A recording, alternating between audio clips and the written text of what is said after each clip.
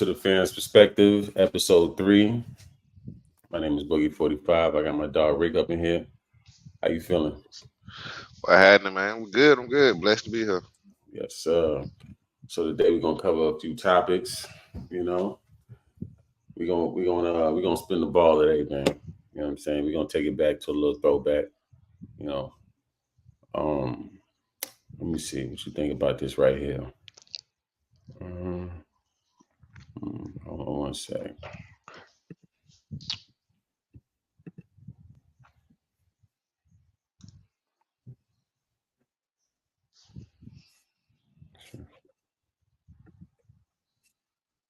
$1,200 GGI Mob, and I'm back. Slum $1,200 GGI Mob, and I'm back.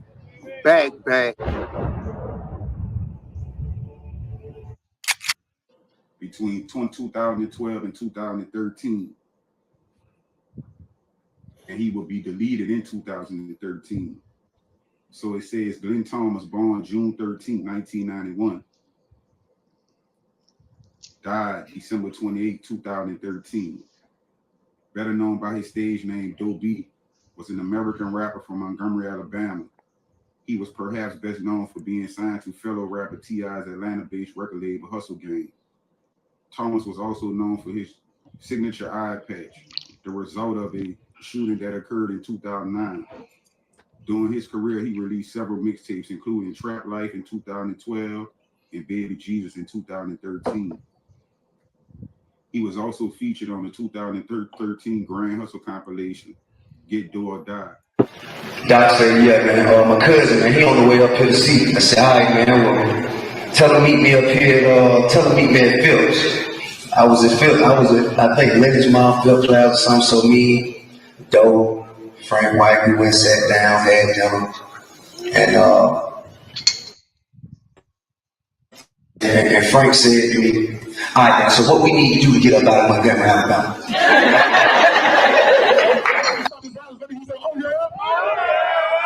They're hoping this billboard will contribute to that cause and remember 51 lives lost due to homicide in the city. Something has got to come from this. And I'm praying that something come out of it. Thomas was shot and killed on December 28, 2013 at the Centennial Hill Bar and Grill in his hometown of Montgomery, Alabama. On Alabama News Network at time. 2 people are dead and 6 others recovering from injuries after shots are fired in a bar with a history of violent events.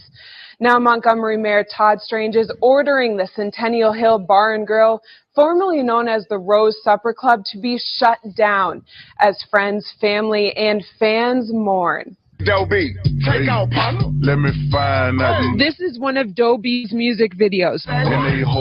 But before making his mark in the music industry and signing with rapper T.I.'s record label out of Atlanta, He just was a guy. I mean, he just was our guy. I can't explain it, but he just our guy. Doe B, born Glenn Thomas, a Montgomery native, beloved by fans for not forgetting his roots. Even when he went to BET, he acknowledged Montgomery. This is Tennessee, Alabama, Atlanta connection. But the 22-year-old up-and-coming rapper's music career's cut short after he was shot and killed in this bar on Highland Avenue early Saturday morning. The hip-hop community flooded Twitter. Celebrities like B.O.B., Russell Simmons, Drake, just to name a few, tweeting messages of condolence. I wish it was shot. You know, we praying, if all the people would come together and do the right thing, love one another and come to God. Also killed a 21-year-old Troy University student, Kimberly Johnson. Dean of Students Herb Reeves released this statement saying, in part, the Troy University family is saddened to learn of the death of Kimberly Johnson, a junior social work major from Montgomery. Anytime there is a loss of life, it is tragic. Our thoughts are with Miss Johnson's family and friends, as well as the other victims of this senseless tragedy. A tragedy that comes just 3 days after Kimberly Johnson turned 21 years old. I know all she wanted to do was have fun, to enjoy her 21st birthday, and then for her to go out and get murdered. Like, it's devastating. Devastating not just for the people who knew them, but the entire community. You're praying for me. Pray for me. This marks the 47th and 48th homicides in Montgomery this year. For Alabama News Network, I'm Sarah King. Abandon my crap. So it says 3 men were indicted on a murder and assault charges in connection with a shooting that killed 3 and injured 8 inside the Sentinel Hill Bar and Grill. A college student and a well-known local rap artist were killed over the weekend, and now we're learning more about a possible motive in this crime, and we're hearing from the victims' families. First, the arrest. This is Jason Quan McWilliams. Police say he turned himself in and is now charged with capital murder. They say he's responsible for the shooting deaths of rapper Glenn Thomas, also known as Doe B, and Troy University student Kimberly Johnson. We also learned today that the shooting was the result of an ongoing dispute between McWilliams and Doe B. It happened inside Centennial Bar and Grill in Montgomery, formerly known as the Rose Supper Club near downtown. There were 6 remaining that suffered or sustained gunshot wounds. Some of those individuals were non-life threatening. They have already been treated and released from local hospitals. One we know right now is still listed in critical condition. Court documents show McWilliams has an extensive criminal history, including arrests and jail time for domestic violence, other shootings, robbery, and drugs. WSFA 12 News has been in contact with McWilliams' family. One member tells us they believe he is innocent based on eyewitness accounts. They would not go on camera for an interview. Four-way our local gangs. Darius Thomas and Doe B soon ended up face to face, and the rapper allegedly shoved Darius Thomas in the face. Darius Thomas then raised his arm to knock his hand away, and a bottle went flying, according to the detective. Magnus said witnesses told police McWilliams later began shooting directly across the street, while Darius Thomas began shooting from the stairs, fell to the base of the stairs, and continued shooting from the floor. Sentinel Hill Bar and Grill, formerly the Rose Supper Club, closed the following shooting. The Montgomery City Council didn't allow the bar to reopen. McWilliams and Mock are set to be arraigned on September 28th. So I was doing a little research on this last night, and it's crazy how this man was actually killed because he didn't want help them get in the club.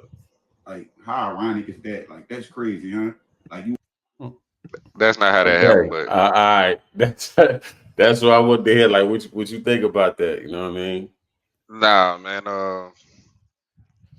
In the state, in the city, surrounding areas, people know what really was going on. They had a few that from a year or so ago before that. You know, they used to be cool. They used to be homeboys and shit. But you know how that money go. You know how that shit change. Envy, all that type of shit. You know, but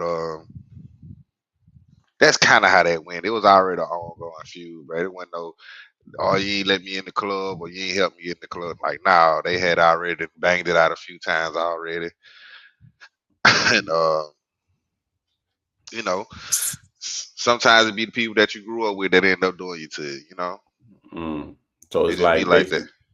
So it's like basically like somebody already feels some way about you, and then you step on their shoe by mistake and they crash the hell out, and you like, what the hell is that about? Nah, I mean, nah, it wasn't one of those situations. It's one of those, you see me, I see you, we know what's up. You know what I'm saying? But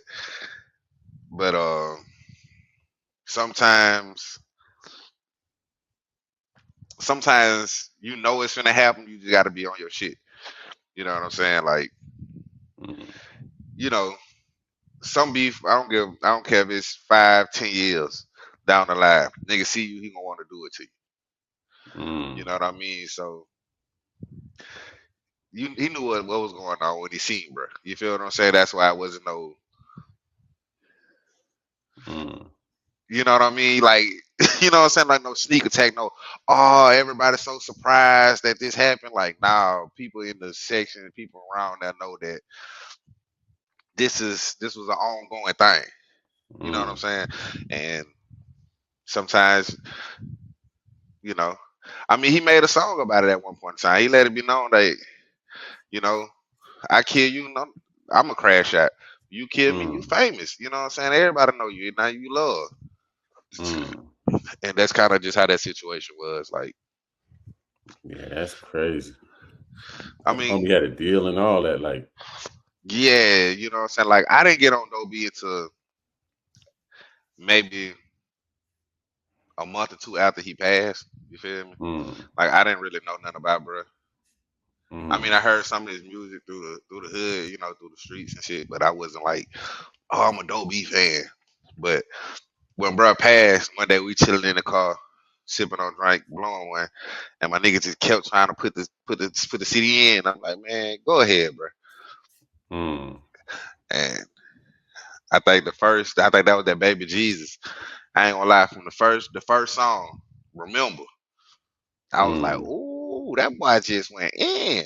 He like, I've been trying to put you on. I mm. like shit, okay, when he supposed to be dropping something, you like, nigga, he dead. I'm like, oh damn.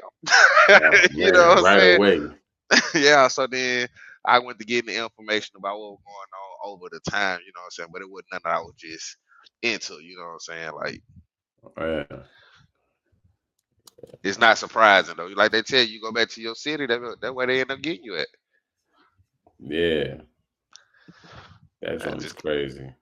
that's just kind of how I go with that, you know what I mean? Like, that's kind of Mm. the game. Yeah, like that joint is. I gotta change. It's kind of like breaks a little bit. Yeah. So yeah, that joint is crazy though. Like, he didn't even get a chance to really see the climax of his career. Like, you know what I'm saying? And like a Yeah. lot of these rappers do, you know what I'm saying? You end up in jail or you end up dead, man. That's just kind of how that shit goes sometimes with this. When you live in a street life and you trying to go into music, you know what I'm saying? So sometimes you gotta just you try to pick a side. You try to pick like, you know what, I'm doing strictly music, no more street stuff. But then you gotta understand, you not already made your mark in the streets. Mm, Some people ain't gonna like that. You know what I yeah. mean? You know when you already in the streets and the people that you dealing with, you could not gave the dude the price that he wanted. You feel what I'm saying? Now you got beef, Yeah. undercover envy. You know what I'm saying? Stuff that she didn't know you had. Now you done blew up, and you know Yeah. now every time a nigga hear your song, oh you a hoe, you that nigga ain't about that for real, for real. Like, bruh, I- you mad because I ain't serve you the number that you wanted? You know what I'm saying? Like, Yeah. Yeah. I That's ain't earned. crazy Now you ain't earned your stripes because you became famous. You know what I mean? Like, it's just part of the game, man. for sure. Yeah, man. I mean, long live Doe B. Shout out to Slum 1200. I'm saying it was certified steppers channel. You know what I'm saying? Yeah. It's now I'm gonna flip into this next topic right here. I know you're familiar about this here. Uh, let me bring this up here. Um, Got my brother beheaded 1100 in here. You already know what it is. We're gonna be talking to be Manny Chopaya. This is a story about a murder. The murder of an Atlanta rapper called Oh, bro, Lil you ain't Fat. even gotta watch. Out of You ain't even Fulton gotta show County, that where video. Polk police are on the hold hunt for a on. person who shot and killed a man outside a local hospital. It happened inside a parking deck outside the labor and delivery wing of Northside Hospital. And as soon as they heard the shots, hospital officials put that building on lockdown. CBS Atlanta's Katie Brace has been following this breaking news all night.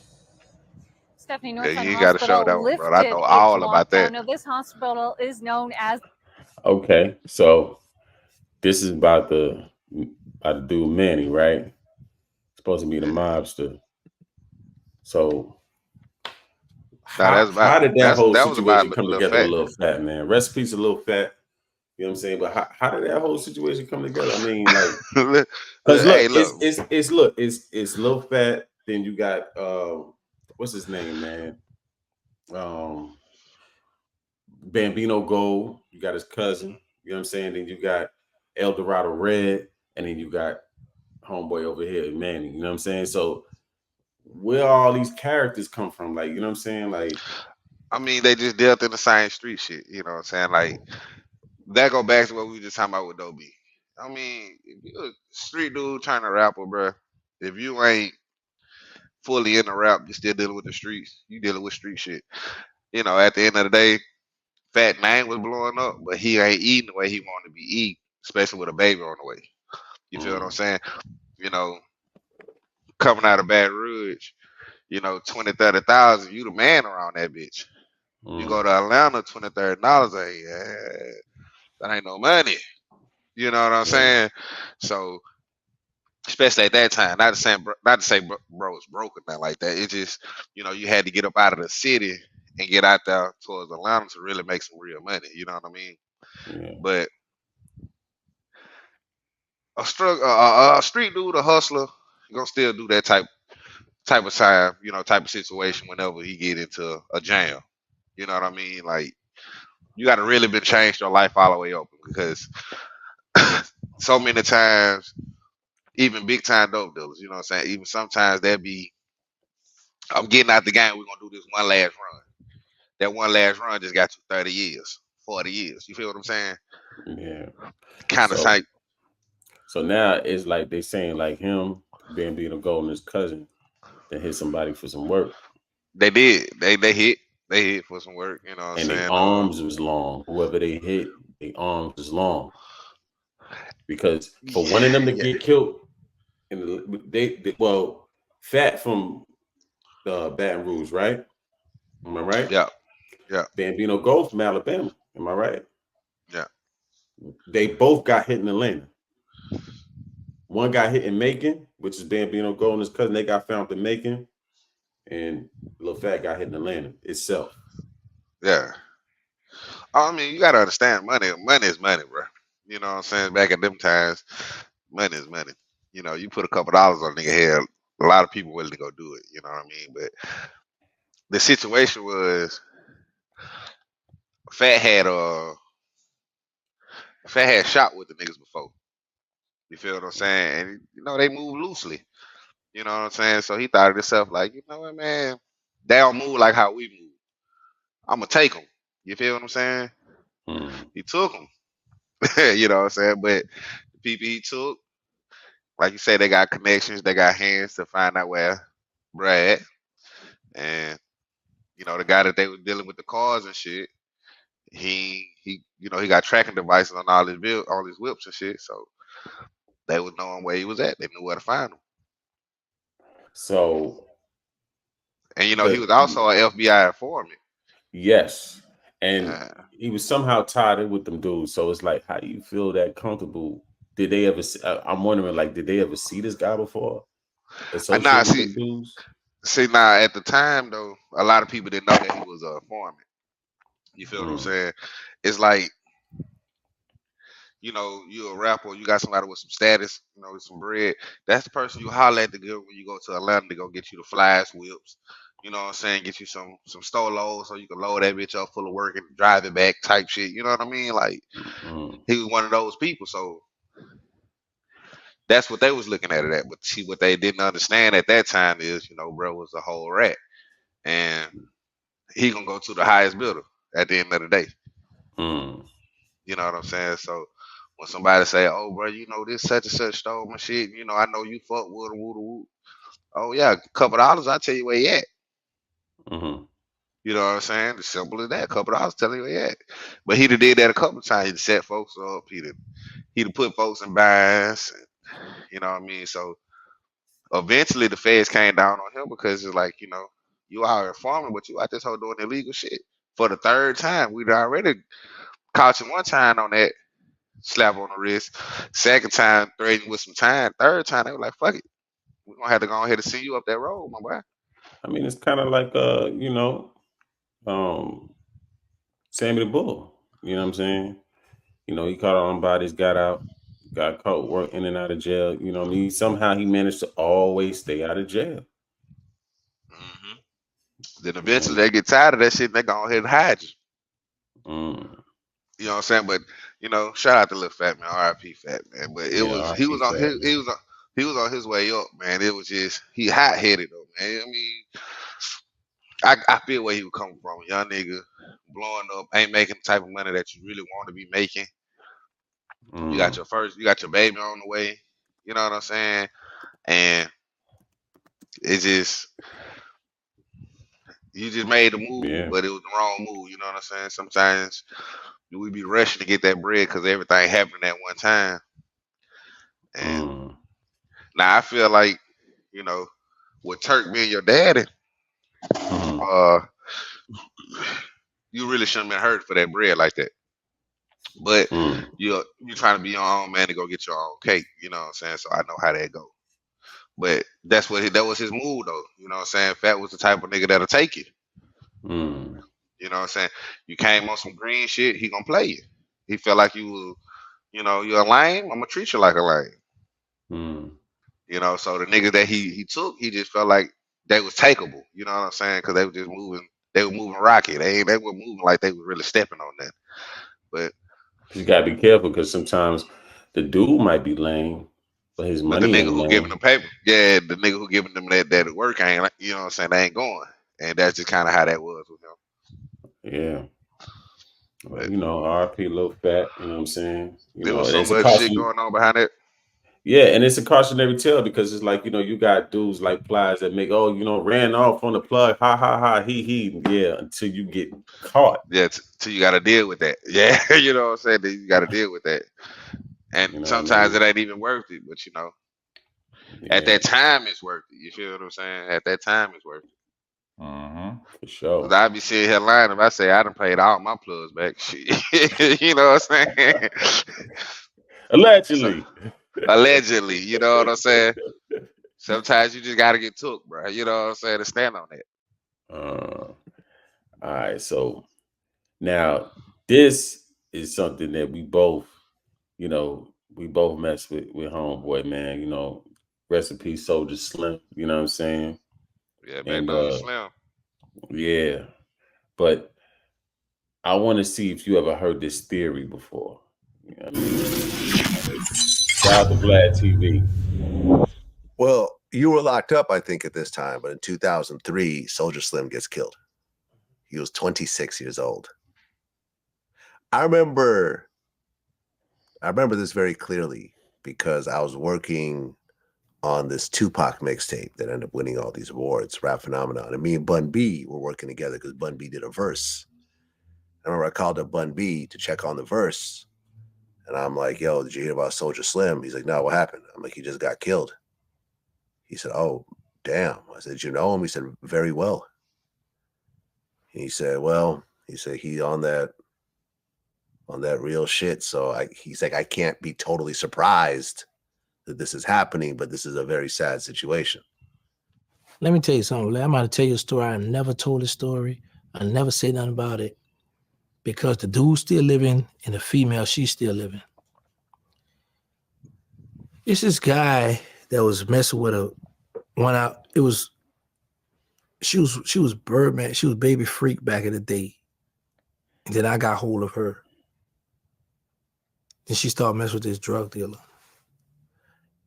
And she just set drug dealers up too. So she did some cutthroat stuff talking behind his back. He had her cousin to get her to come to the house. She had her baby with her. They tied her up. They started setting her on fire, trying to burn up and all that. They left the house. One of the guys that was there supposed to be watching her until they come back. Oh, they was going to dig the graves. That's what they was doing. So she was like, you gonna let him do this to me? And I looked out for you. I said, do this until the dude kind of felt a little bad. He left the door open. She ran out the house. She ran to the neighbor's house. She all burnt. She naked. She stay there. She make a phone call. One of the homeboys come pick her up. They see her. They try to chase her. Get away. The dude at the house, Slim, see what's going on. Slim got the gun. Dude running hide in the house. Slim set the house on fire. The dude kicked in the wall and got through the wall and got away. And that's why I believe Slim got killed. See, everybody was talking about masterpieces and this. The P had nothing to do with that. Now, I remember I interviewed Juvenile and yeah.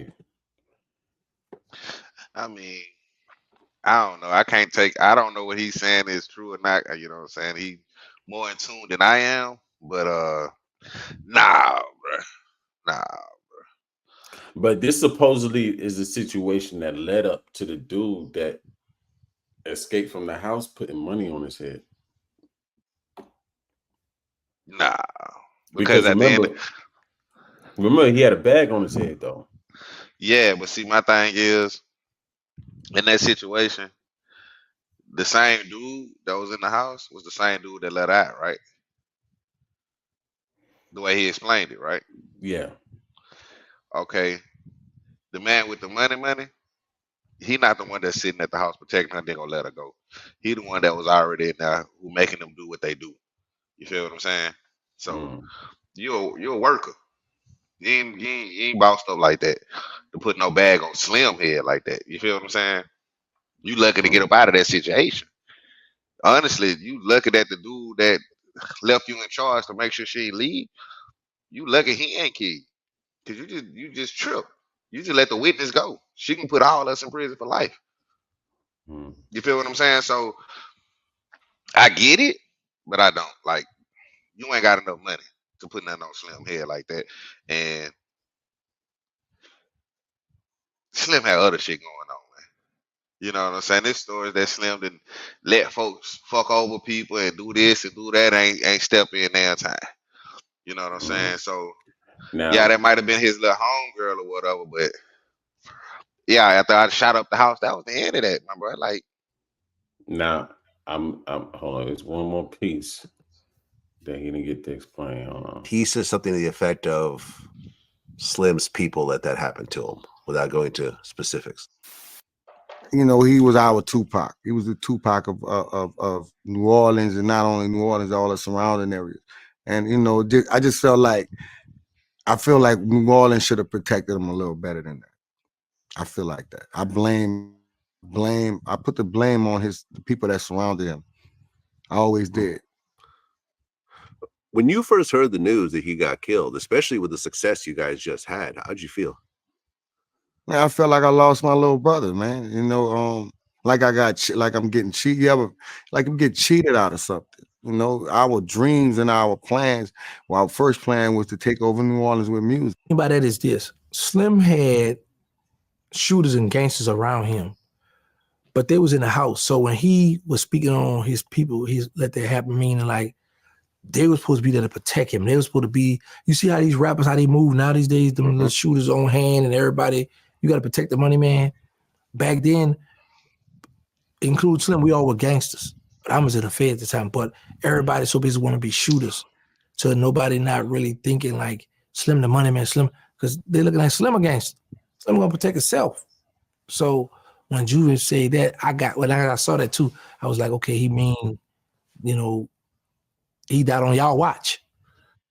Yeah, I mean, the other thing I heard was that Slim would take drugs a lot himself. Mm-hmm. And sometimes when he would run out, he'd rob the dope man. Mm-hmm. And that type of thing comes back around. Of course. But that's not why he got killed, because I'm telling you, when he set that house on fire and the dude's still alive, the female's still alive. But I talked with her a few months ago. So I know what happened. So it was in retaliation of him setting that house on fire. Yeah, and the dude got away. So the dude felt like, man, I got money. You playing with me? Yeah. Rest in peace, man. It was. I mean, that's his side of the story. I can't help but, you know, listen to what he's saying, but I just don't feel it because you putting out there a whole nother narrative. But nobody never knew the real story. I mean, they did a Nobody know the whole. real story. He don't know. He was in the feds. Yeah, I mean, but he from the city, so I'm pretty sure, you know, he said he talked to the chick. I'm pretty sure he connected with other people. They did a whole documentary on Slim. Like, well, Slim was part of the documentary, and with Van Lathan from TMZ. You know what I'm saying? And they didn't really get nothing out of that. You know, his son was saying something totally different. You know what I'm saying? Because his son was saying, the dude from the 8th Ward, what's his name, man? The dude that they say that was responsible for him getting killed. I can't remember homeboy name. but it was Yeah. him and it was another dude, Stephen Kennedy, dude named SK. You know what I'm saying? And from when you hear from the cats from, that was in the mix, they was like, homeboy from the 8th Ward, he had cats up under him. You know what I'm saying? So he didn't have to go and do that himself. He could just pass that off to somebody. He could alley hoop that to somebody else, and they go do that. You know what I mean? Because the dude SK is who allegedly who he alley hooped it to, and that was the dude that beat Stupid, and the other dude that died with Magnolia Shorty, man. That was the dude that they killed in Houston. You know what I'm saying? So That's what I'm saying. Like it's multiple stories out there, but like he said, man, Slim was a gangster, dog. Slim was on shit, doing shit, still in the streets, robbing and taking, and yeah, you know what I'm saying. So, and I feel what Judah came from, where you like they didn't protect him, but you can't protect somebody from themselves. You know what I'm saying? no.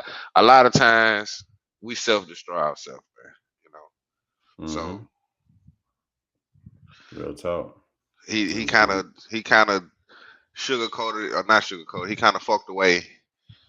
You know what I'm saying? The good shit that he had going at that time, bro. Like, you know, like how we got on that C murder situation.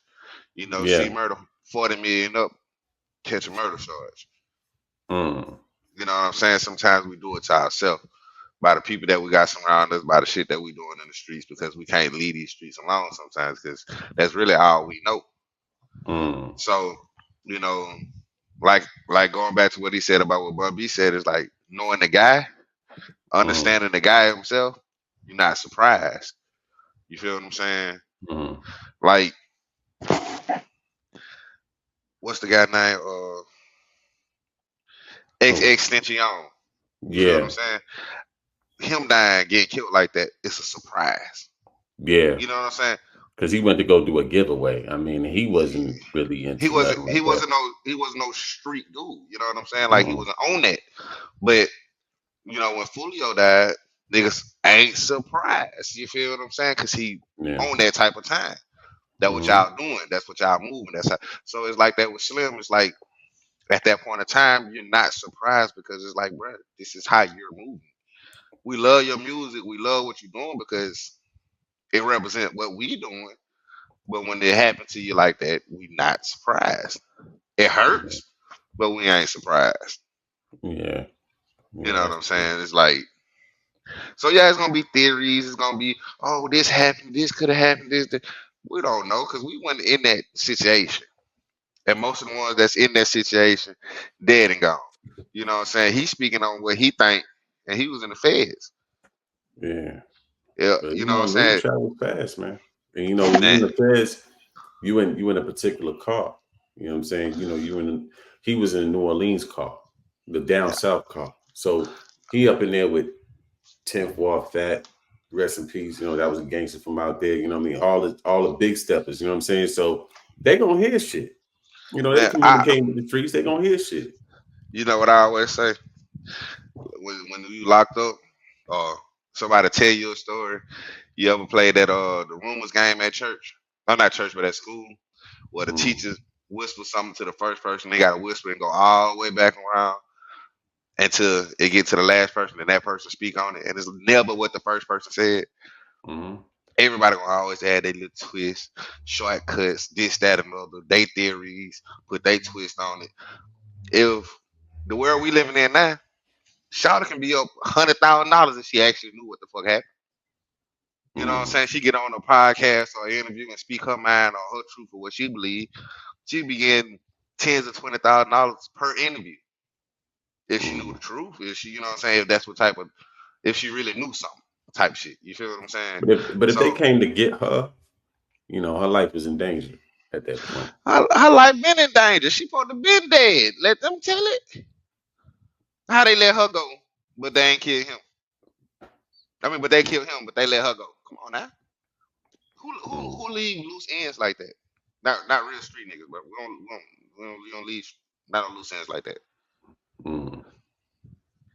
Nobody should be able to live and tell that story except the people that was there on my side, not your side, type shit. Mm. You know what I mean? Like, think about how your gangsters move up there. Mm. You know what I'm saying? Like, Yeah, come on, man. you think that loose end would have been still here, bro? 20 years later. Hmm. You know what I'm saying? Like, we was already had you finna put you in the hole. Shit, you think we finna keep letting you run around the streets and not put you in that hole? Unless they lock up the dead. That's the only way. You feel me? Like I don't give a damn if I am or not. I'm still putting. You gotta go. You gotta go. You know too much. We done did you bad, burnt you up, and all this. Yeah, you can't live to tell on that. Yeah. So I mean, it's just another theory. You know what Yeah. I'm saying? It's just another theory, bro. But so the Slim was a good dude, but he just had bad qualities. Mm. You know what I'm saying? I just hated the fact that, he got took out right before he was gonna blow. Like the man It literally happens. dropped a hit, and It happens. that was gonna take the label that he had and everything he was doing up until that point to the next level. Yeah, The that's how it smartest happens. thing he did was say, "Hey," he hit Juvenile Peoples like, "Hey, put this on your album because you got the clout, and it's Yeah. gonna hit harder on your album." But I know it's a hit, but it might not hit hard with me because I'm still underground. On your shit, it's gonna go up. And then he had producers from cross seas, and like he really knew how to push his vision. And Yeah. then right before he was about to crack that shit, it just like boom. You know what I'm saying? He get knocked off. It happens, man. It's a sad situation, but it happens so many times. Yo, when I read in deep into it, he moved his peoples out to Magnolia. He bought his mama a house, it was a two-family. He lived upstairs, had the studio up there. His mama lived downstairs. He sent his brother to college. You know what I'm saying? And then he had the whole situation about the move, you know what I'm saying, with the label. Then he was doing this thing with BG, you know what I mean, dropping mixtapes with him, building that buzz up, slid the hit to Juvenile because he the star, you know what I'm saying? Yeah. Cash Money with man, he just had the whole thing planned all the way out. And right before he was about to crack and really make that money for real, you know what I'm saying? It's like, man. He was That's he what was he was a that's what I'm genius with saying. it, man. It happens to so many man. I hate to say it, but down here it's damn near just part of the culture, man. It really is. It's like we get right there at the door. Either you end up catching that prison time or you end up getting killed, man. It's just how it is down here, man. It's Another part of person it. that happened to was Camouflage. You know what I'm saying? Camouflage. He was bubbling underground. Soon as he got hot, signed the label. He called a murder charge, beat it, got out. They came right to the record label and killed him right in front of the record label, in front of his child. I was like, oh man. They killed his homeboy like a week before. Then they came back and got him. Yeah. That's just how that's that street shit, man. It's just how I go down here. Like you gotta really Even King Von. King Von was you gotta about to really be the leave. hottest thing. He was about to surpass Dirt. Boom. He go do a show, have fun. He about to go to some low-key bullshit, you know what I'm saying, later on that night that he really wasn't even feeling like that. They go there, he run into this dude, and then boom, the whole situation just go haywire. Because they still live in the street mentality, man. You know what I'm saying? Like,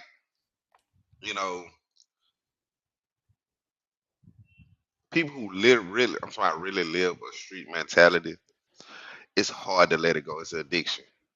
Yeah, it You know what I'm is. saying? It's hustling is an addiction. Street life is an addiction.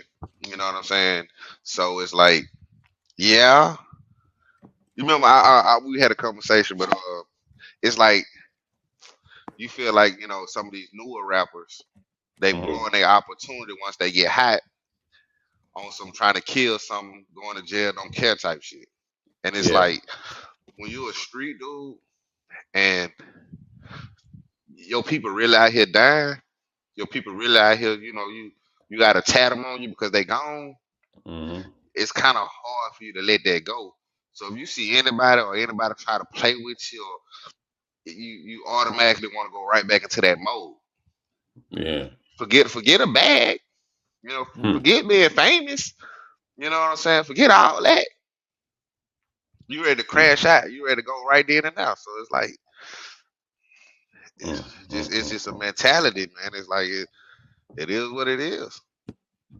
Now, I don't know. I gotta do a little bit more research into this, but what you think about this right here? Oh, long live Soldier Slim, man. You know what I'm saying? And, Most definitely, Magnolia Slim. yeah, I still man. got me original pair of soldieries right now. Yeah, man. Original pair. I listen to all his bodies of work, man. And he was really, really talented, man. Yeah. Really about to have that game in the threshold. You know what I'm saying? And that's the type of stuff I be wanting to see from dudes that's independent and really, we did a deal. Deal probably didn't work out, whatever the case may be, but they from the gutter and you feel like, they got this vision where it's like, no, I'm gonna really touch one of them. I'm gonna be a star, and ain't nobody gonna get in my way. And then as soon as they about to really do exactly what they say, they you know what I mean? So, but shout out to Slim though, man. You know what I'm saying? Real Most talk, man. definitely. Rest in peace. Now, this right here, I seen earlier today. Check this Capo out. Vision TV. Before I get this video started, y'all gonna subscribe to the channel, press that like button, comment on what's going on, man. Topic, man. C Murder. Everybody know, C Murder been trying to get out of prison for a very long time. Appeals after appeal after appeal. Support from the outside, support from the rap community, support from civilians. They've been trying to get C out for a long time. But, the sad part about it is, this street life it'll catch up with you. And it'll in your career, sadly. So, a trio of judges just ruled that it's over with. He's gonna have to, serve out the rest of his sentence, man. Like, they just say he just gonna basically, gonna have to take what come with your actions. Now, mind you, don't nobody know if C actually did it. It's a lot of evidence saying that C did it, but we wasn't there. But the people that ruled, the judges that ruled, they saying you're gonna have to accept your fate. And that's what I be trying to tell a lot of these guys, And this just not for C, at the end of the day, because C could be innocent. We don't know. But a lot of people say he killed that little boy. But it's the streets and the mentality of people when you in the streets, man. Don't nothing come with this street stuff but a pine box. Same shit we were just talking about. Yeah. Now they saying that they ruled. I gotta look more into that. But man, with C Murder, man. It's because of the state that he in, man. Louisiana No, hide you, bro. see, but I can't wait till I bring Gangsta up on here, man. Like Gangsta was saying it was somebody else was saying the same thing. They said it's the difference of parishes. They said if he was in New Orleans parish, they did some reforms with the laws and stuff like that. He would have had a shot at getting out, a way better shot. But he said, being that you in Jefferson Parish, they not doing nothing. They not moving nothing. They not changing nothing. You get caught, you're stuck. Yeah. Yeah. And they shit is 10-2. So it don't have to be, you know how it was 12 jurors. You only gotta have 10. Yeah. So that I was like, wow. But I had seen some shit today, and it kind of just put a perspective to what bro's saying. It's like you gotta understand too, the image you portray out here. Once you Mhm. get in that cell, and them juries who don't really know you, don't really understand where you come from, don't really understand who you are as a person, Mm. they only see that image of you. They Mm. don't know that you out here giving back to the community. They don't really see that. Your judge got, I mean, not your judge, but your lawyer gotta keep pushing that narrative out there so they can understand that you're not what they say you are. But Mm. your name see murder. You on trial for murder. You know what I'm saying? You your videos, everything you do is on some hood shit, street shit, gangster shit. I mean, I think the worst mistake that he made was when he was out on bail for this charge, right? Because they had issued, I don't know, I think they issued a new trial or something like that. He had got it overturned, and they issued a new trial, but he got caught up in that club situation, mhm. and that joint played out on tape. That was the most damaging thing, because if you're trying to prove that you're not this type of person, how can you prove when you shot the club up for really no reason? On camera. On camera. They That's what wanted to I'm search you saying. down. You didn't want to get searched. Y'all had some words. You left, and then you came and put the gun in the club. It wasn't like you was going at the particular individual. Even that still would have been bad. But you put the gun in the club and just went to firing. You know what I Could mean? People running all. You could have hit innocent people. Like, so, like, if this dude is that reckless, what is to make us think that you didn't do this and kill this kid on the stage, man? facts. You know what I mean? And then when I'm reading the case file, a lot of the witnesses that they were saying, a lot of the witnesses that was on C side, their story wasn't solid. Yeah. Oh, he didn't do it, or I didn't see this. But when they get to asking them hard questions, like, okay, did you see him have the gun? You know, they get the wobbling. You know what I mean? And this is like for like 5-10 people straight.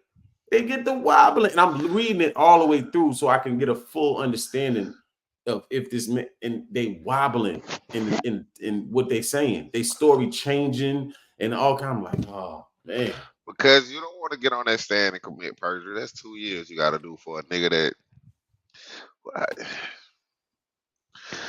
Sometimes, know he bro. wasn't. I know he wasn't in. I know he wasn't in that vicinity. He was over here. Yeah.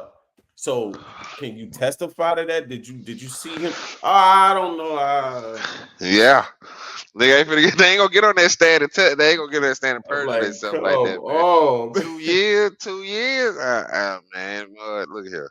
And then the two people that's saying that he did it was the security guard, and they like, yeah, I seen him. They say, okay, did you see him pull that trigger? He said, I didn't see him pull that trigger, but he slid that gun up under that crowd, and I seen that flash. Oh man, and he's standing on that. And then 10 years later, 20 years later, he He's recants. standing on it. Oh, he No, he recants it. recants a statement, but now they feel like the money done influenced it now. It probably did. They feel like, oh well, his brother was worth 400 million at one point. So you don't think he can massage that situation with some money? 20 years later, you want to Still recant? now though. It's because of the. Even if he did or didn't do it, you know what I'm saying. The time that they gave him for it is ridiculous. Yeah, natural You know. life. Yeah, you know, the time's still ridiculous. You know what I'm saying? Like I know I done seen people come home out catching 3 bodies, you feel what I'm saying? You know, I think it was the way it played out because the kid was performing on stage. The kid time wasn't up, and they was pressing them to get off the stage so they could start their show. And he was more like, man, my time ain't up yet. And they like, well, we don't care about that. So then they had some words. The kid get jumped and beat up, stomped out, and then they shoot him. Yeah, I And get he it. was You know, 16.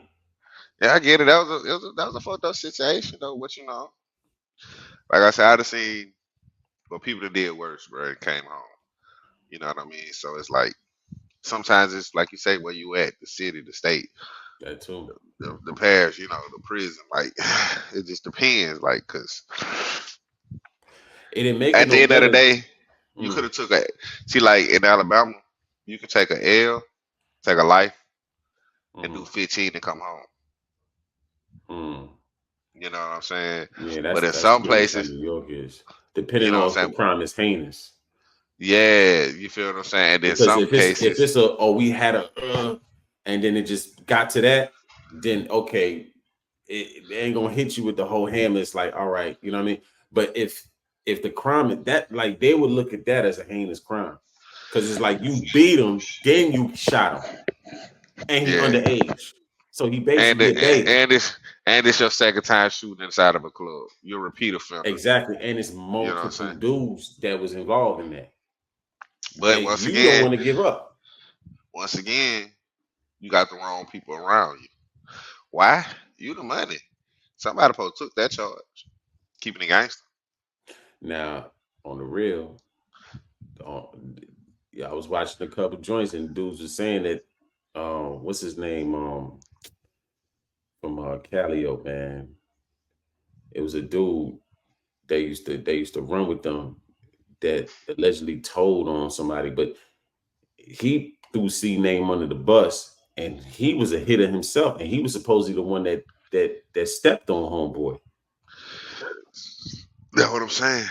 But And the he thing ended up is, getting kidnapped and killed. you will see that's the thing. See, like I'm a type of guy that understands street politics more than social media, more than what other a normal person will understand. Mm. And that guy that was telling, Mm. he ain't make that story up. You feel what I'm Mm. saying? He in a situation where he knew he had to tell the truth about certain situations to get some stuff off of him, to get some heat off of him. So 9 times out of 10, they looking at it like I'm looking at him, especially from people that deal with a bunch of that type of situation. They looking at it like he ain't just give us that information just to give us that information, just to throw you under the bus. He gave you the information because he knew that he got caught up with this, and he knew that you more of a high profile case, and that's gonna hold more weight than this situation right here that he in. Me Mm. personally, thinking about it. You know what I'm saying? So 9 times out of 10, there's some truth to that story that he said. 9 times out of 10, the way this shit playing out, Slim pulled that bitch. Or not Slim, but you know what I'm saying? C pulled that bitch. Didn't have to, Mm. but he did. You feel what I'm saying? Mm. And ain't no telling what kind of drugs, back then we was on SP hard. You know what I'm saying? We was on them bitches hard. Mm. They weren't snorting white. They was dog food. You know what I'm saying? So they was on some real hard shit back then. Mm. But me personally, I just feel like, there's some truth to that, what bro was saying. You know what I'm saying? It's too many of these guys that was real steppers who really was Mm. out here dropping shit. Mm. When they got in there, they told the truth, bro. They told Mm. the truth. They ain't sugarcoat with them folks. They told the truth. They told on you and what you really did. They ain't make up no story. Hmm. You know what I'm saying? Because they know that they finna look at this big time, and we gonna get some of these bodies. I'm finna get some of these bodies up off me. I ain't do that one. That wasn't mine. I did this one. He did that one. Mm. You know what I'm saying? And it's just like I say, sometimes the people that you with. Because honestly, if you got a real team behind you like that, I mean, as soon as your name got caught up in that situation, Soldier Slim, I'm not Soldier Slim, but C Murder at the Mm. club, guy get killed. Hey man, which one of y'all finna take that bid? I got you an M. You'll never see Mm. an M in your life. You feel what I'm saying? Some of these street dudes will never see an M in their life. Well, they had a dude like that. They had a dude named Juan Flowers that was supposed to take this charge, but the state ain't believe him. They It felt don't like he matter. was being paid. It don't matter, bro. Hey, you can not believe me all you want to. If I come in here and I tell you that I did it, and I did it, and I did it, and I did it, and I scream, I did it, you got the wrong guy. It make Yeah, it hard for you to they prove. wasn't going for that. He It make it tried to hard do for you to that. prove. He If they did can all lawfully that. He prove that, man. I don't know. They just wasn't buying it. Like whatever that dude Ron Flowers was saying, they wasn't buying it. They wasn't buying it. He wasn't Now selling it hard enough. I'm gonna show you one thing real quick, right? Shout out to Slum 1200, man, from New Orleans, man. Slum 1200 GGI mob shit, and I'm back. And we going in that Cali with it. Shout out to that Cali. We gonna be talking about one of the Cup boys, top shotters, top enforcers, you dig? We gonna be talking about Wango out the yo. Your boys taking it all. Dude was a force to be reckoned with as well. You know what I'm saying? I done heard a lot of conniving, cutthroat, vicious ass stories about dude. And nigga said he definitely was one of them. You know what I'm saying? He definitely was gonna skin you. If he got you, it definitely wasn't no going home for you. I didn't get my shine. You think I get that crime? Do you haters mine? Let me see what's mine. Nigga used to be saying if he get you, your people might as well go on ahead and make your arrangement, you hear me? Because it's over for you. Check it out, dog. I'm about to click the trigger. The thing got hectic and the prices got bigger. Once they get on your trail like hound dog, they get that scent, it's over with. You dig? Nigga said he was one of them. You dig? A real shooter, real top shotter, you dig? Like a real rude boy. Straight like that, you know what I'm saying? Real bumperclad on some Mad Max shit. But allegedly nigga said dude told and was damn people to even speak on it. Like, oh, he pulling up and you know what it is when he pull up. You know what I'm saying? Like that's the type of time he was on. Like, you know what I'm saying? Nigga, like once he came home, like that's what he was on, man. Nigga out here speaking on my name. You know what I'm saying? I'm coming to see about that. You know what I'm saying? And it's up straight like that. When I was in jail, he wound up coming to St. Bernard Parish. He wound up getting caught up in the car with his son. And they had a gun in the car, you know what I'm saying? But he had wound up coming to jail. Him and his son was in the car together and they had a gun in the car, you know what I'm saying? And I think they wound up, he was on federal parole, so his son took the lick, you dig, and they wound up letting him go. He set a few days, I think, though, like he set for a little while and they wound up releasing him, you know what I'm saying? He wasn't on the side I was on, though, but I heard that he was back there, you know, word traveled through them jail houses, you know what I'm saying? Long live Wango, long live Dodo, you know what I'm saying? Told me he a figure made a player recognize. I see these fools chilling with my own two eyes. Now what if you wasn't a tough? That's a good question, though. You know he gotta die. Then I give us mine. I haul at Valentine. Break my crew off.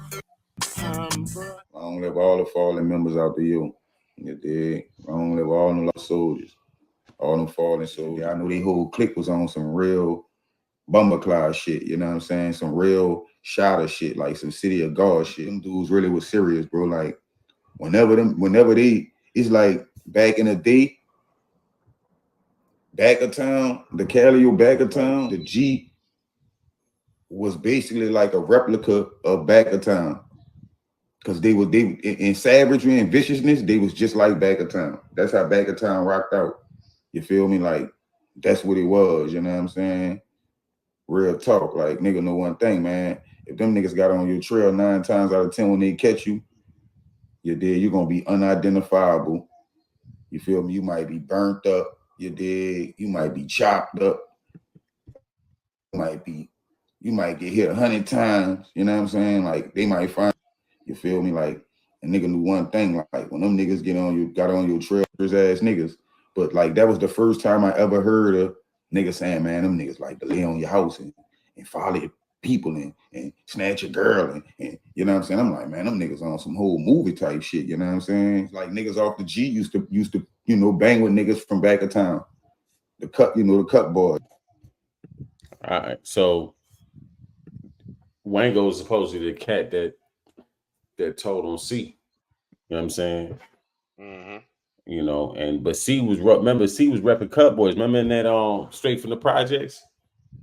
But Cut Boy had some steppers. They had Wango, they had Dodo Tough Guy, which was he was in the DVD too. They had Cut Boy Boo, the one that got hit in the back with the chopper. You know what I'm saying? Was showing his finger got hit off. You remember that DVD? Yeah. Yeah, you know what I'm saying? He had all the Cut Boys in that joint. You know what I'm saying? And that's who he was rolling with. So now imagine you go to the club with these niggas, and it's in the slightest of issue. Yeah, it's gonna go like that. But see, my thing is with that situation is when you dealing with a crew of niggas like that,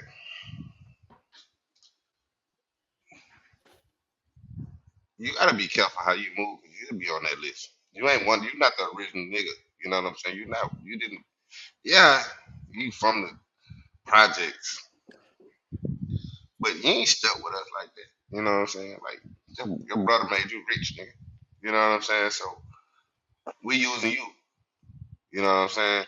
And if we ain't using you the way that you want us, you ain't allowing us to use you the way we want to. It's stuff on you. You feel what I'm saying? So niggas moving like that, you can't expect them to take them charges for you, bro. You know what I'm saying? Just like the nigga told on you, just like I said, they living like that. So they not finna go down for your shit. If they can use your shit to ease up their time from the dumb shit that they did, they gonna do that. And like he said, they gonna come home and whoever got something to say about it, come see me. Because they looking at it like, you ain't no real street nigga. You ain't out here patrolling these streets like that, man. You ain't really out there putting your head, your face and your heart out here in these streets like that where they can get knocked off at any time. And this is why I said what I said with C, and I said that it was nonsensical of him to not move with P and how P was moving, because it's like, even if you say, okay, I'm gonna go ahead and roll with these niggas. I'm young, I'm wild, I don't give a fuck. You ain't got the background these dudes got. Nope. The dudes you want to be stepping with, that's gonna really make you official out here the way you want to be, right? Because you want to feel like you from that, right? Yeah. That can put your life in danger, your family life in danger, everybody who you dealing with life in danger. You see, he don't understand that because, like I told you, this goes to our You gotta community. Black. recognize danger when you see it, though. Like, I mean, But I know you young. it ain't like that, bro. It's like when you got a big brother who out here moving and doing his thing, right? Mm-hmm. You living in his shadows. You try to do your own thing. Just like when you got a daddy out here who really at you, you know what I'm saying? You got to make a name for yourself because everybody else know you by your daddy. They don't know you from what you did. They just know your folks. Okay, so when he created True Records, he stepped out of that shadow because all the street niggas that was on No Limit wanted to sign up under him. Ask And you yourself made why they want to yourself $40 sign up million. under him. Why did they want to sign up under him, son? I mean, maybe they got along better with him. He was more laid back than them. Yeah, they can get over on P him. was on business. P wasn't with the bullshit. They can get over on him. They can get over on him because you don't know what you're doing with their business. You gonna actually, if you say you signed us to $1 million, you're gonna give us the $1 million. We ain't gotta put no real work into this shit. Yeah, we go over there with P. P gonna make us work. Nah, He gonna have us in the studio 6-7 days a week. Some of them dudes, like, I remember there was a few dudes that was talking about C, and he was like, C was teaching us, like, when we go to the club, like, they would have us do a walkthrough. I think it was Marcelo talking about. He was like, they would have us do a walkthrough, and he was like, they would ask me, like, perform with us, and C was like, hey, come here. He was like, you don't perform with them. They pay for the walkthrough. You haven't paid for the walkthrough. You double back and have them pay more to perform now, because they'll try to get you to do the walkthrough and the song at the same time. So Pete understood the business. You know what I'm saying? Yeah. He understood the business. He understood the labels, the contracts. You know what I'm saying? All that. Yeah, but he also wanted to do the street shit too. You gotta, like, the thing about, okay, if you look at P was on some street shit, not like that, but he was on some street shit. You know what I'm saying? He had street people Nah, niggas around was him. saying Pete. They say Pete was fucking with them blocks, Yeah, boy. yeah. Back in I'm the just days, saying, allegedly. allegedly. But you know, one of his people, one of his right hand man who helped him start No Limit was really out here. Yeah. You know what I'm saying? So when push came to shove, he had to tell his people, like, hey man, we making this. You gotta step the fuck out that street. Yeah, Big Bias. Big Bias went to the feds. Cause we eating. Spoke about it. We eating a different way. You feel what I'm saying? Mm-hmm. See, wanna still be dealing with these street shits when, bro, you eating a different way. You can't be doing that. You know what's so And crazy? Big Bias he said, when they asked him about C, he said, you know, when P got me out of the street, when C was getting caught up and moving back, he's like, I felt like C was moving back. So I used to pull C collar on it. And them niggas he was rolling, they know not to talk to me no kind of way. You know what I'm saying? So he was like, I was pleading with C, like, man, C, man, you moving backwards, man. These dudes, you don't really know these niggas like that. These niggas cutthroat, man. What you think that mean? Like, you think that the loyalty gonna be with you over, like, they come on, man. It's just like Pac rolling with the Bloods, you know what I'm saying? And you know, you ain't grow up with them niggas, and then you banging with them, and then it's like you get killed because the nigga that you done help jump or you done initiated the fight with, he feel like he gotta get you because you're not even a killer a like member. that. You're not even You're a not even member. a You're not member. even like you I ain't could even take the like ass that. whoop from them and catch them later because we been That's doing part it. of this. This part of the game. This You part know of what I'm what we saying? do. But But you, you this are ain't guy that got. entertaining putting your hands and feet on me? No. That's what I'm saying. Because somebody I know got killed like that from one of my sandbox niggas. You know what I'm saying?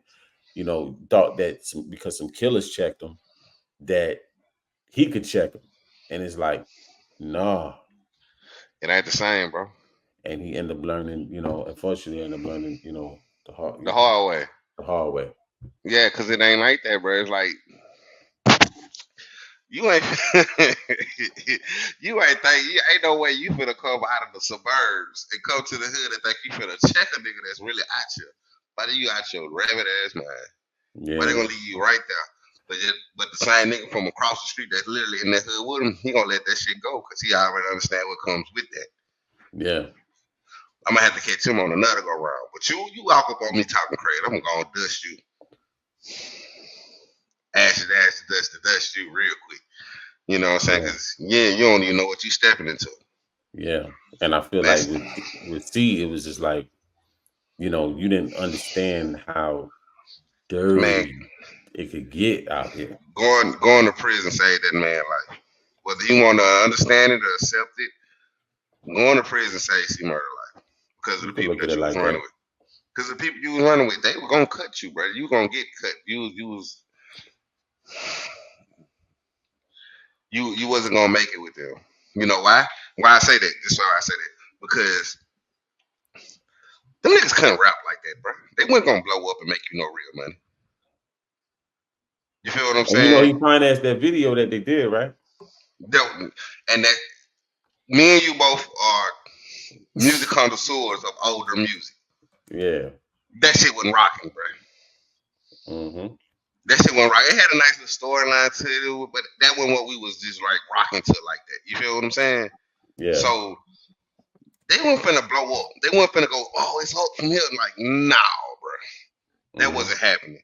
So when the situation push come to shove and they looking for you to be sending them hundreds of thousands, this, that, and other for what they doing, it's like, bro, y'all ain't making me no money. What you think finna happen to you now? We don't care what that. This is what you said we are gonna get. Regardless of what the record says, I need that. But you know, you can't tell them no.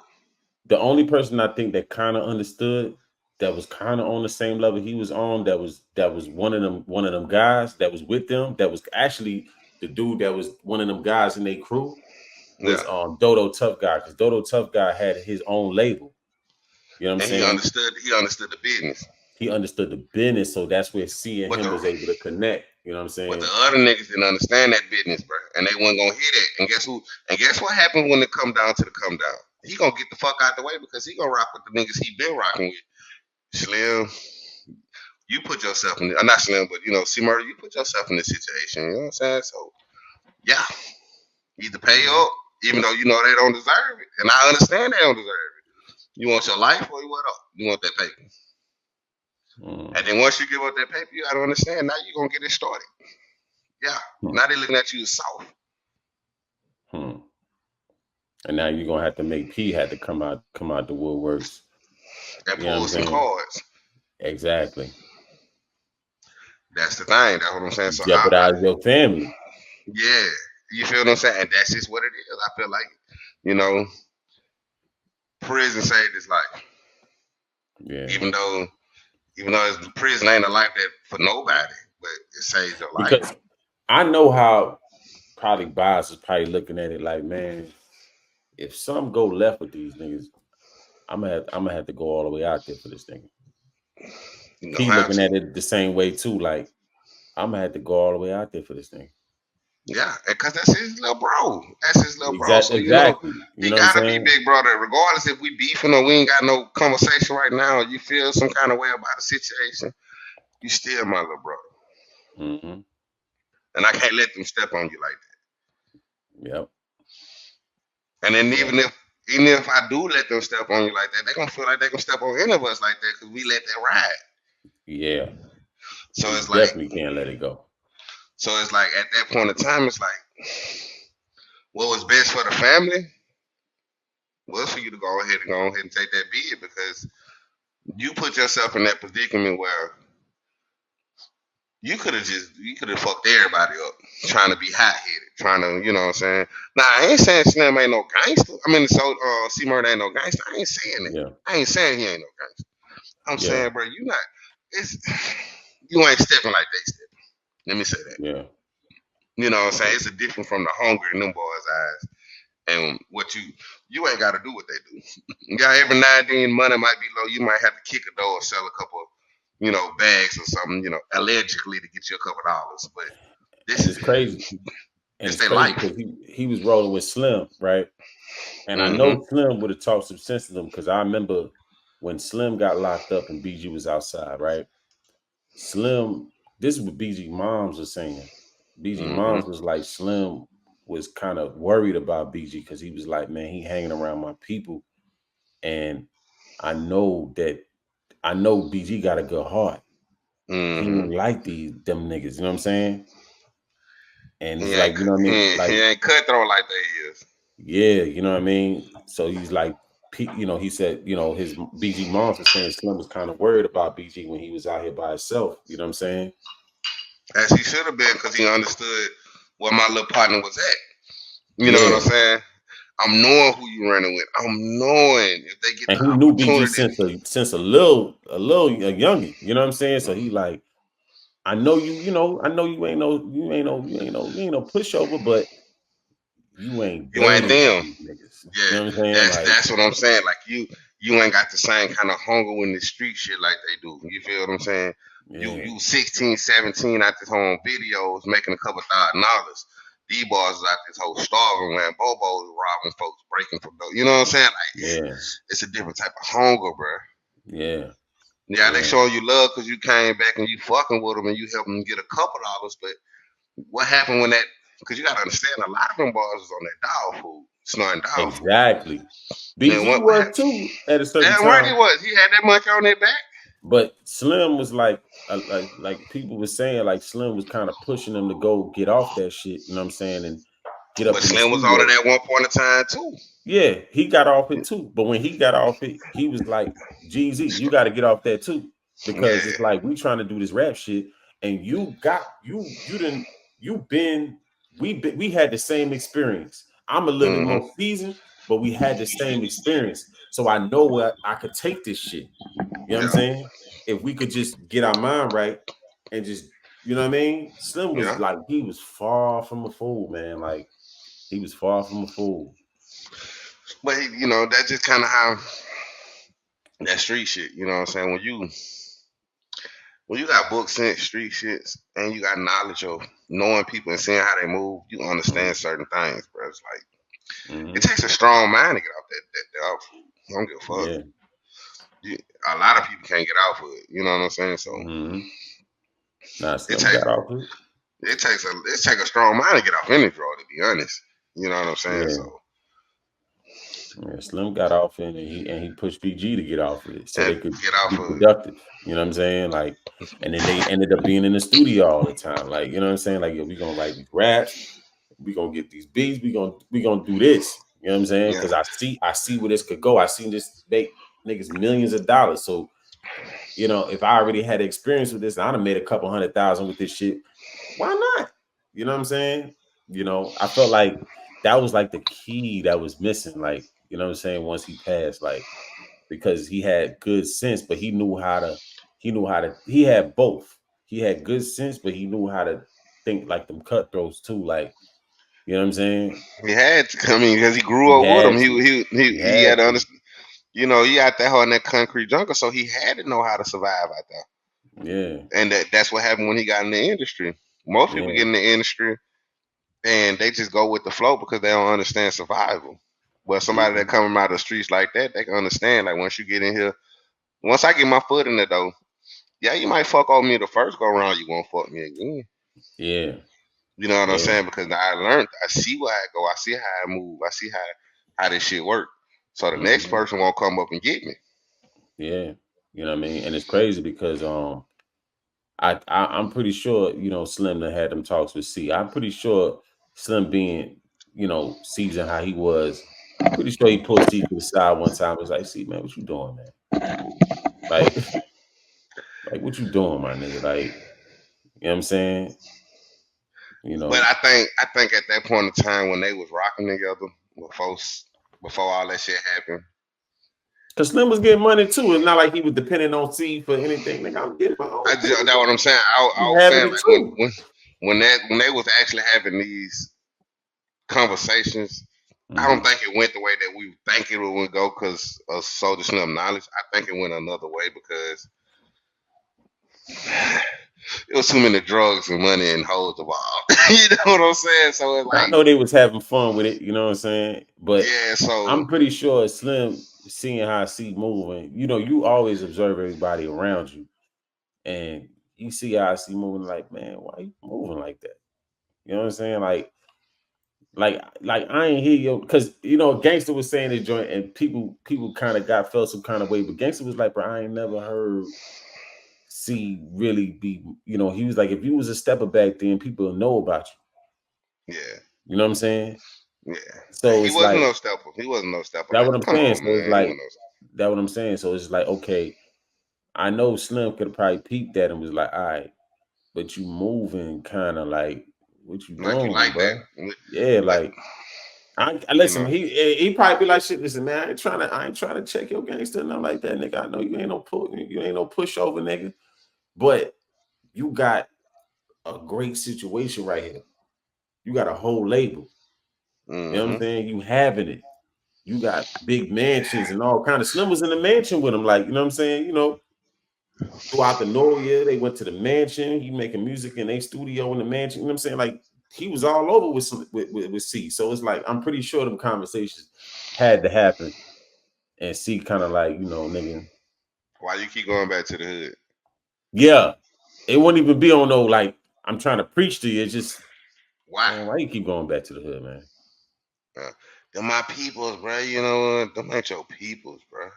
I mean, I understand we went to school with these niggas. We got out the dirt with these niggas. But your brother took you out of this hole and showed you how to get some real money.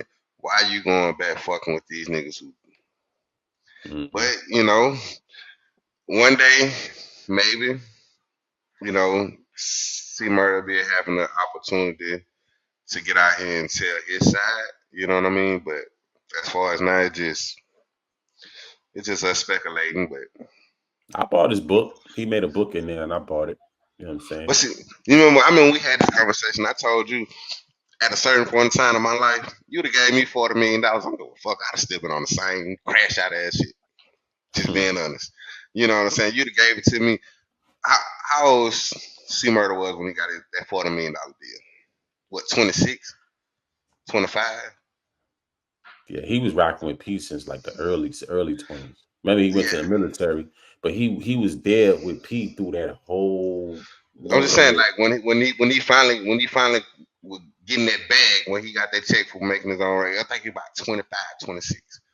Yeah. Man, give me $40 million now, 26. I probably wouldn't be here talking to you, bro. I'd be another story on the podcast. But it hit 40 million and crash. You feel what I'm saying? But I was, That's a lot of money to fuck up though. I was out there though. You know what I'm saying? I was out there. You know, I was doing my thing. So $40 million would have changed me at 25. And they $40 million drained all of his money, bro. Like they drained all of it. That's the whole purpose of it. You know, we got you in that chokehold. If you do get up out of here, you ain't gonna have no money to show for it. Cause I figured when he first got locked up, I said, "Oh, he flipped the case, got them niggas to switch new trial." You know what I'm saying? Oh, he good. Like he about to be. You know, and layman's term for us, 50, maybe $100,000 would have made that happen. Yeah. For him, couple M's, bro. Every time. Every and time you you go his brother playing with 400 million at that time, boy. Yeah. We taxing you. We tax you. The lawyers taxing you.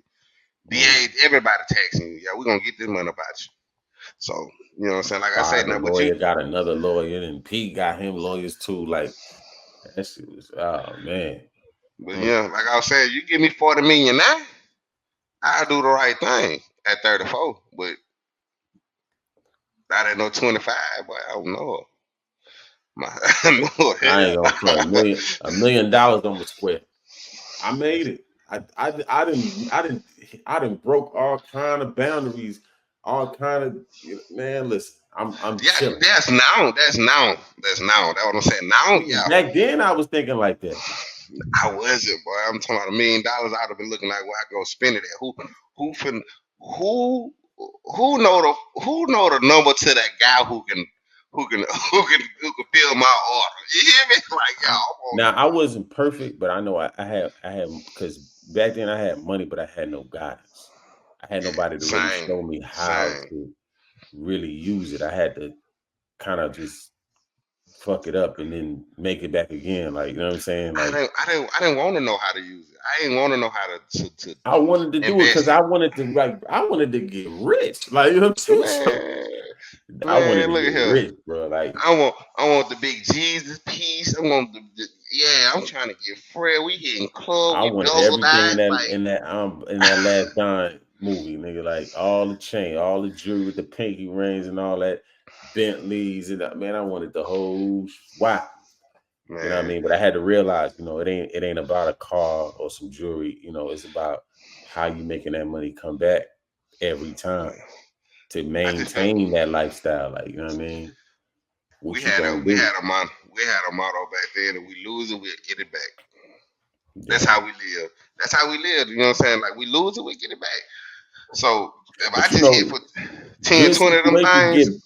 Good situations get burnt out. I started realizing. Like you can have a good situation. You can ride for 2 years for this situation. Next situation, you can ride for 5 years. But at some point, you hate that point where shit just get fucked up and it get burnt out. And it's like, damn, I gotta hold this money. I gotta hold on to this and figure out the next move. Like, man, I ain't started living like that till I had to figure out the next move until after I had little man. When I decided to change and do something productive, bro, I didn't care about the bounce. I liked it to bounce back. No bullshit. Like I used to like the bounce back. It used to make me go harder. Like it was something about getting to a certain level and everything moving so smoothly and then all of a sudden you got to face this, you're facing that, these folks that you got to pay that, you got to go sit down for a while, you got to sit behind it a while, you got to realize, okay, he ain't really mess with me, she ain't really mess with me, this, that, another, so now when I come home, my circle gets smaller and smaller every time I came home because it showed me who was really rocking with me, and my motivation was to shit on them. I had to shit on you. I had to pull up in that thing. I had to, hang there. What changed me up like a little bit, made me started thinking when I started running across cats that was playing with about half a ticket. whole ticket for real, whole ticket. It didn't That's change. what and it was niggas just like me. Mm-hmm. You know what I'm saying? And I'm like, bro, this shit, you can get that. Like, you can really get that half a ticket. Like, you know what I'm saying? So It that was a my guy. motivation started changing. Like, I was like, bro, I gotta be like tunnel vision on this. Like, you know what I'm It was this saying? guy. It was this guy in my session, bro. I ain't gonna say his name, but he know who he is. Nah. Big homie. But that man was playing with bread. You feel me? He kept begging me, man, invest this, do that, put some houses, do this, barbershop, Nigga, you got this, that, another doing, man. I swear, every time that man just tell me that, I look at him and smile, show every goal in my mouth, sip my syrup, like, all right, OG, we'll holler at you. They like, so you don't care at all? Like, but I don't care about none of that. I ain't care about none of that. Well, we not living for next week. We living for the day. We're not living for next year. I wouldn't live at that time. That's why I say I relate to a lot of the young dudes who coming up and they doing what they doing. I understand their mindset. We're not living for 10 years from now. We're living for the day. Like we trying to do what we're gonna do today. Tomorrow ain't promised. Half of the time, most of us ain't even thinking about tomorrow. Or don't even want to wake up tomorrow. You feel what I'm saying? Like we gonna pop as many bars and I mean the pills we gonna take and we ain't working. That was my mentality until I seen that a nigga say, okay, I want this Lexus, this GS, you know what I'm saying? And then a couple months later, he got that shit sitting right in the yard, clean as a bitch. Like, I'm like, damn, like, you know what I'm saying? Or like, you go to a nigga house, you know what I mean? Look, nigga I was fucking with back then, and this nigga got sharks in the wall. We sitting there smoking in his garage. He got the Range Rover on 20s with and then got the dump sitting on 26s, like just clean as a motherfucker. Like 4-5 bedrooms in the crib. He like, man, go sleep wherever. You know what I mean? Like, you know what I mean? We gotta go make some moves tomorrow anyway. You looking at the crib, he got the terrace where you looking over the whole crib from, man, that shit, nigga, fish tank in the wall, sharks in that bitch, like, yeah, I bought this crib from a boxer. He had Lamborghinis in his bitch too. Like I'm saying, like, he bought a new house. I got this bitch now. Yeah, I'm See, we were cutthroat. We was cutthroat, man. Slim, I ain't lying. This we kicking in them doors. Nigga living like that, we come to see about you. Like we lived a different lifestyle. Like that's why I say we didn't live for tomorrow, man. We live for the day. We'll go, back in them days. I'm glad it's a long time ago, but back in them days, we'll go hit something, go hit a lick, get the money together, and go to the mall, get fresh, hit the club, grab some smoke, grab some drink, and be broke tomorrow. Trying to figure it all out again. Like that's see, that was me in my teens and early 20s. But once I started like getting like mid 20s, pushing 30, I started seeing different shit. You know what I'm saying? I started seeing niggas that work regular jobs, and then they fucking with them blocks, and they coming home to a dream life. You know what I'm saying? Like, you know what I mean? And I'm like, damn, this is the type of shit I be wanting. Like, nigga, I'm tired. Like, it make you look little shit you doing like that shit ain't nothing. You know what I'm saying? Like, you looking at your car, you looking at your crib and the little shit you got. You know what I mean? Like, this shit ain't about nothing. Like, nigga, this nigga really getting it over here. So that's what made me really like want to get on that type of time. Cause nigga, you know what I'm saying? Nigga, I was playing the streets, doing all that bullshit, you know what I'm saying? And that shit wasn't adding up, you know what I'm saying, after a while. Like, you know what I mean? You sober up, you start realizing, like, oh shit. It takes for you to get introduced to something different though. You know what I mean? When you meet sometimes they somebody that don't even really, really take that. got it, it's like I'm telling you, when I say Big Homie really, really had it, he really, it's really different had when you see it like in a did. music video or in a movie, like a Last Dine or somebody. You see that shit in real life, like right That's in what I'm front of you. saying. You can touch it. Like, You know what I'm saying? bruh, It's like, bruh got a house for his family, but got another house getting built for himself. And then he got a whole nother situation on the other side of town. And you don't know that this man living like that. to the point Right. of he gave his daughter, this no lie, he gave his daughter when she graduated high school a house and a car. Like he really living like that. And the whole time he was just steady, man, Rick, do this, Rick, do that, Rick. Man, I ain't want to hear none of that. I wasn't trying to live for 34, 35. I was only living for 24, 25. You know what I'm saying? The most that I'm trying to plan for is maybe my birthday coming up. You know what I'm saying? Like that's the far as I'm thinking. Like I'm not really thinking about 10 years from now, 20 years from now. Like when that finally did register in my head, I was a grown man, 30. You know what I'm saying? With another chance at life. So that's what I'm saying. Like a lot of these guys, when they caught these cases and these things happened to them where they lost their life, they wasn't thinking about tomorrow. They living for the day. You know what I'm saying? Like LeFat had a situation where if he wouldn't have did that, ain't no telling where he would have been because he was one of the hottest things coming out of the South at that time. You know, same with Soulja Slim, same with C Murder, all the topics that we was on. These guys actually was on their way on the up and up, but they wasn't thinking about 10 years from now. They was living for the day. Cause we going through so much on these streets that we know tomorrow ain't promised. You feel And what I'm then it's saying? like Slim pride so big, it's like move out of New Orleans. You talking Spanish to that nigga? Like, what? Man, what? Excuse Yeah, me? yeah. You feel what I'm saying? Like, Oh no, you know how many times people have told me to leave my city, and I know how cutthroat my city is. You feel what I'm saying? I love my city though. I ain't moving no time soon unless I hit.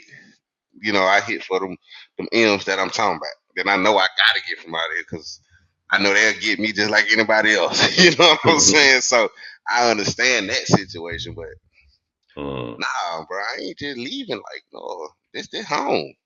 This home. Real talk. You know what I'm saying? Like, shit crazy, man. That's why I say you'd have gave me 40. You'd have gave me 40 Slim on. God, yeah, you'd have been looking at me on American Gangsters. I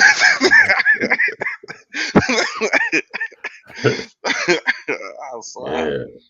I mean, I look at it like how Meech said it back in the days. Like, he's like, I ain't know nothing about like managing money and all. I had to blow it, and then every time I blew it, I knew how to keep it longer. I knew how to keep it around just a little bit longer. Just a little bit longer, you know what I'm saying? But I'm gonna blow it. I'm gonna blow it though. Yeah, because it's like you want to live out all your childhood dreams first. You want to get that out your system. Yeah. You know what I'm saying? Then when you get that out your system, I was like, all right, I gotta Now go it's do time to something grow different. up. Now it's time to grow up, you know what I'm saying? But I want to have my fun first. But that's in our culture though. Even when these young guys go to the NBA and the NFL, even though they don't live street lives, you know what I'm saying? They buy As soon as all they that get that, bullshit. As soon as they get that bread, they go stupid. But then yeah. when they get to the age or get to a little point in their life where they like, all right, I done did all this. Now it's time to prepare for the next 10, 20 years. But It's understandable. You gotta hope that you lit all the way till the end though, because that might be your only first few big opportunities. You know what I'm saying? Like Allen obviously did some shit where he signed a deal with Reebok where the money locked away until he a certain age. That was the best decision he made because he probably would have blew through all that money, and then it's like you broke all the way out. You know what I'm saying? Yeah. Like, or you maintaining regular life, and it's like, damn, I could have been living large if I would have made certain decisions. Like, you know what I'm saying? So, But that come with it. That's come with our culture, man. We not financially we don't have financial literacy. Growing up, we wasn't taught how to manage this money. We wasn't taught how to maintain this money. We was always showed, but you get this money, you show your ass. You know what I'm saying? That's how we was always raised from the 60s and the 70s, from the pimps and the players. Like, you get this money and you show it. The best piece of literature that showed me how to be, how to take my finances serious was Master P dropped a book back in the days. It's still out now. Called what is it called? Guaranteed Success. You know what I'm saying? Guaranteed success.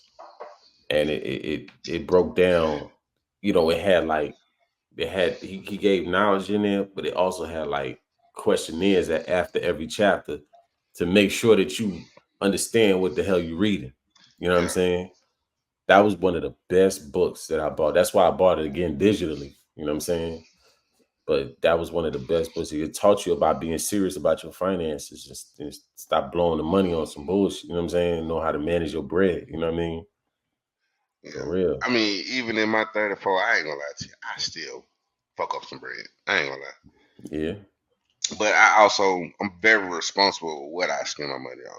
I'm gonna fuck it up, but I'm gonna spend it responsibly. You know what I'm saying? Like, you know, Mhm. it's situations where I could just be straight asshole. But Mhm.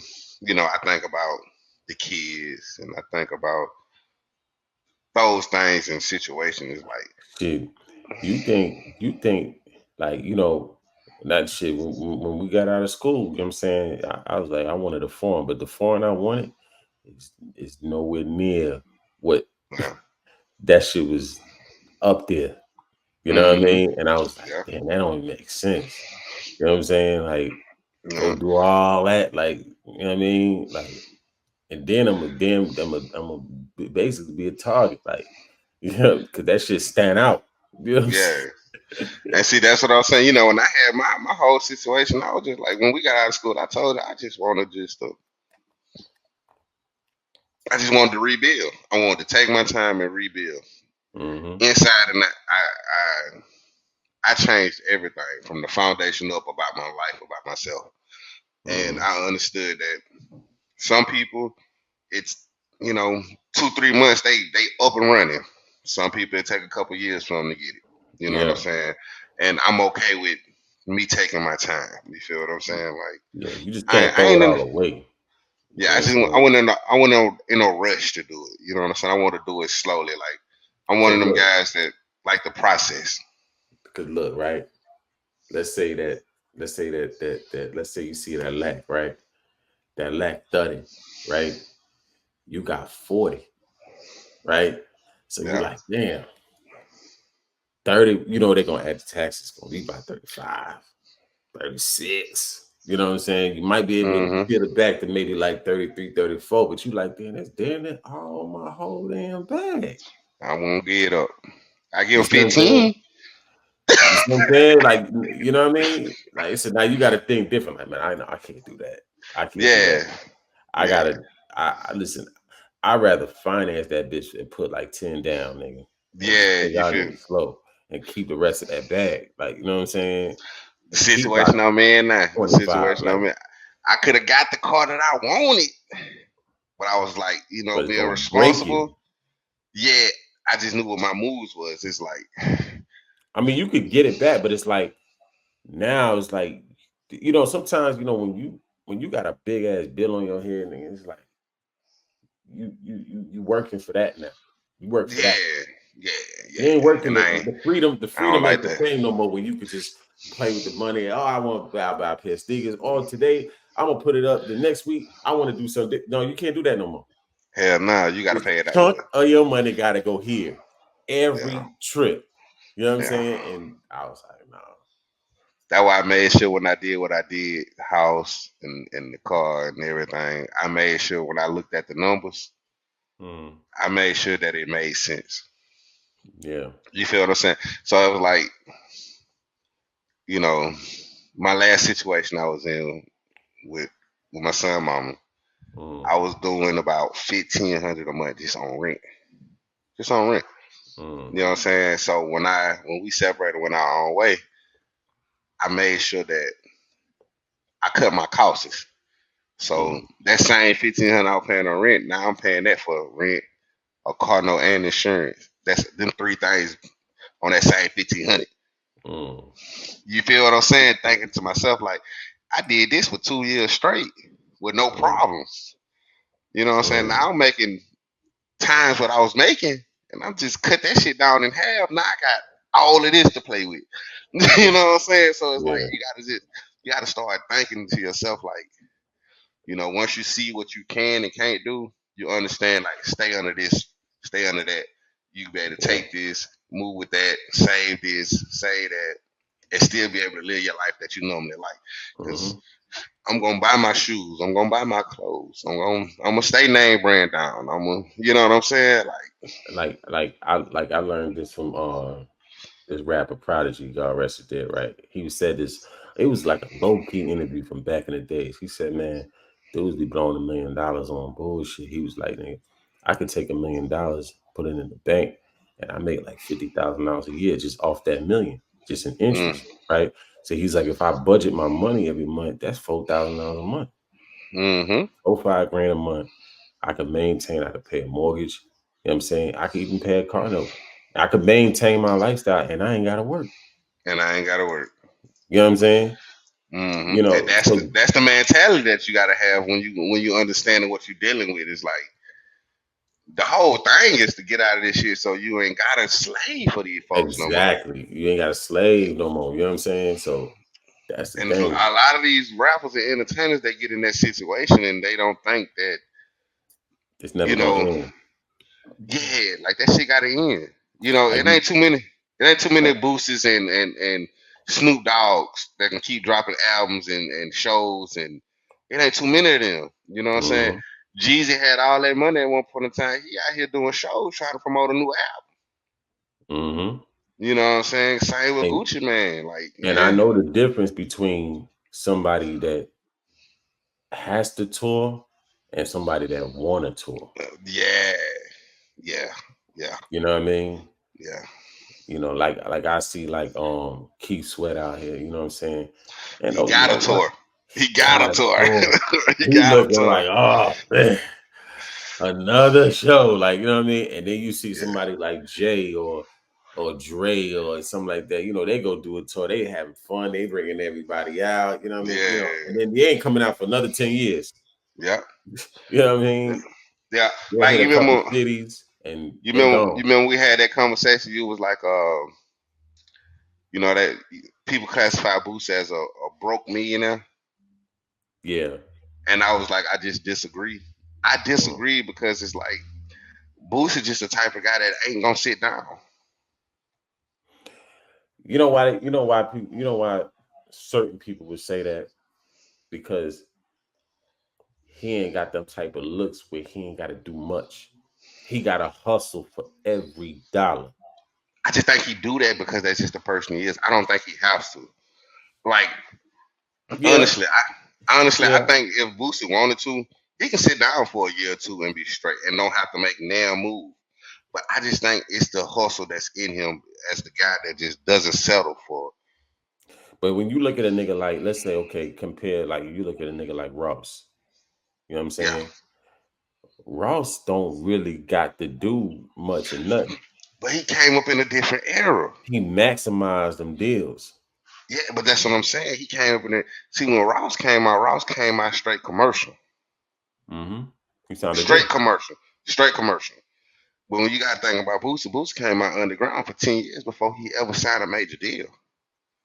I mean, Ross So, was on the ground. But he signed with Trick Daddy. yeah. He signed with Trick Daddy, and he didn't really, his career didn't really go too far with Trick Daddy, but it gave him exposure though. You know what I'm saying? I It mean, gave him. it gave him what he needed. Port of Miami was on slip and slide. They gave him the boost that he needed to go where he needed to go. But what I'm saying is, he didn't have 10 years in the streets in underground music, understanding the hustle of this shit before he got into it. You feel what I'm saying? Like, and I just understand that, you know, with certain people, like I say, hustling is an addiction. Boosie was allegedly a street hustler. You feel what I'm saying? Who ran with real big dogs. So in his head, I gotta eat. I gotta get up every day and go to work. You feel what I'm saying? I don't think it I don't think it matters that he owns 30, 40 acres worth a couple $1,000,000. I don't think it mattered to him that he got mansions with all that other shit in the back of it. I don't think that matters to him. You know what I'm saying? I think he in his head he's like, I just got to go work. As long as I got breath in my body, I'm gonna keep working. Yeah. You know what I'm saying? Like some, like you know how you done ran into up that way, especially where you at. You done ran into guys who really got it, but they wake up every day and go to work, and you like, bro, you don't have to. And they're like, nah, I don't have to. I do it because, because you want to. And that's how I feel about Boosie. I don't feel like he a broke millionaire. I feel like the nigga he just never settled. Like he always want more. He always want more. Yep. Just in him to get that paper. You know what Regardless. I'm saying? For sure. Yeah, man. So yeah, it's been a real one. You know what I mean? That's a bet. That's a bet, man. I appreciate you calling me out here, man, and getting on with you. Yes, sir. You know what I'm saying?